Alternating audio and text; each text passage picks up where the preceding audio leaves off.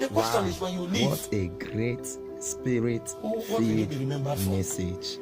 There's no house you build that will last for more than 60 years. This message to the end. The world is moving too fast for your house to be relevant for 60 years. There's no car you buy that will be relevant for more than 10 years. There's no money you have in any account that can exist beyond 2 generations. And so the question is, when you leave, what will you find about you? The only thing that can live with about you forever are the immortal things you pick from the presence of God. Because everybody who goes there carries something. Some goes there, they carry favor. Some go there, they carry wisdom. Some go there, they carry power. And so the things they establish because they went to the immortal range, they become immortal forever on the face of the earth. And so a man who has not journeyed in intimacy with God is already forgotten. He's just using money to sustain his influence. Some people are struggling so hard to be relevant while they are yet alive. Some men have died and they cannot be forgotten because of where they went to and the things they taught. Do you think you call your child David because you love the name David? No, you don't love David. That name has no meaning to you. It is because of who bore it and who he became in God. And so when you call your son David, you are actually reminiscing on the immortality of a man who has walked with the Spirit. So men become eternally relevant because they walk with the Spirit. This is a man who wandered around with women, but suddenly he saw a spirit and he started walking with that spirit. And forever and ever, generations to come will be honored to name themselves after his order, because he has seen something that is eternal. Abraham was in the hall of the Chaldees until he encountered that spirit. And when he met that spirit, forever and ever, you and I became the children of Abraham. Somebody may be making 1 million a month, 10 million a month, 20 million a month, and he said, I am doing well. And then they look at you from Zion, they say, you've never come here. How come? How come we've never seen you? If we don't see you and you don't come here, how can you now attach purpose to the money you have?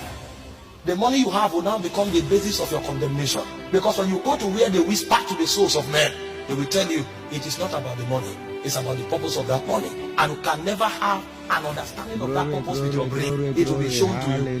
And so the first true benefit of prayer is that in prayer, men are invited to walk with God. This is why the patriarchs of old exalted prayer, because they knew that outside of God they were nothing. And because they now know God forever and ever, their names will never be forgotten. Did you not read about Elijah? Elijah had to be invited to the earth 4 times. God said, no, you have known the glory too much for us to let you go. So you will not die. We will preserve you for another generation. They said the spirit of Elijah came back. And after the spirit of Elijah came back, the 2 witnesses will still come back. A man becomes immortal like God because he has walked too close with God for a world to forget him. Intimacy is what provides for you the benefits of immortality. No matter the money you have, no matter the position you occupy, you will be forgotten unless you touch something that comes from the spirit that is eternal. And so the first benefit of prayer is intimacy. Men of old were wise. They gave their all to prayer.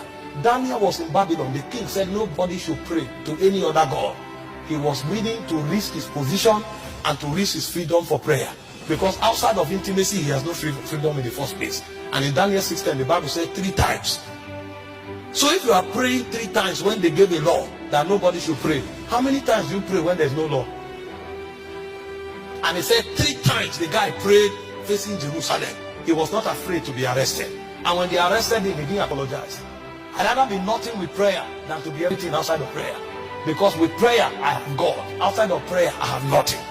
These men knew these things and they were willing to give their lives for it. And so the first benefit of prayer is a walk with God. And the reason is simple. Your walk with God makes you immortal. Every other thing you touch will ebb away with time. But the things you pick from the realm of God, they will outlive you.